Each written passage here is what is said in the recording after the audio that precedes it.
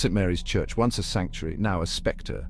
Looming over the small town, it held secrets, dark secrets. The paint peeled, a visual reminder of the town's fading faith. The iron gates groaned, a mournful cry carried by the wind. Inside, shadows stretched, twisting familiar shapes into menacing figures. The air hung heavy, thick with the scent of incense and fear. Father Michael Mitchell, a man of God, or so he thought. He had come to St. Mary's a young priest full of hope. The town, his flock. He tended to them, offered solace, guidance.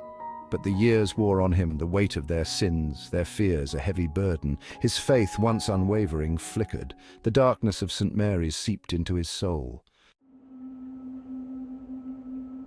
It began subtly, a child's toy, moving on its own. A whisper of a name in an empty confessional. Dismissed as childish pranks, imagination, but the occurrences grew bolder. Stained glass windows shattered. Hymn books burst into flames. The townsfolk, once devout, now huddled in fear. Their whispers turned to accusations. The church, they said, was cursed. The walls close in. Father Mitchell felt it too, the oppressive presence, the feeling of being watched. His sleep, once peaceful, became plagued by nightmares. Visions of a darkness consuming the church, the town, him. He tried to pray, to find solace in his faith. But the words felt hollow, empty. The entity was closing in, suffocating him, his faith, his sanity. The devil's hour, the hour of the evening service, approached. The church stood eerily silent, abandoned by all but Father Mitchell. He knew he couldn't hide any longer. He had to confront the darkness. Armed with only his faith, what little remained, he stepped into the pulpit. The air grew cold, the shadows danced, and then it spoke. A voice, deep, guttural, slithered from the depths of the church. The reckoning. The voice taunted him, preyed on his doubts, his fears. It promised power, release from his torment. All he had to do was surrender. Father Mitchell, his hand gripping the crucifix, fought back.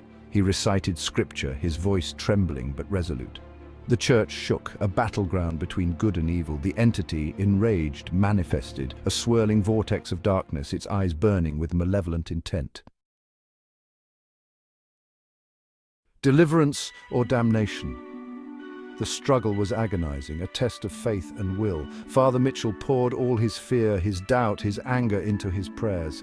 The light from the stained glass windows pulsed, bathing the church in an ethereal glow. The entity shrieked, its form flickering. Then silence. The darkness receded. The entity vanquished. Or was it? Father Mitchell, drained, his faith hanging by a thread, collapsed. He had won, but at what cost? The haunting of St. Mary's was over. But the battle for his soul, the battle for the town's soul, had just begun.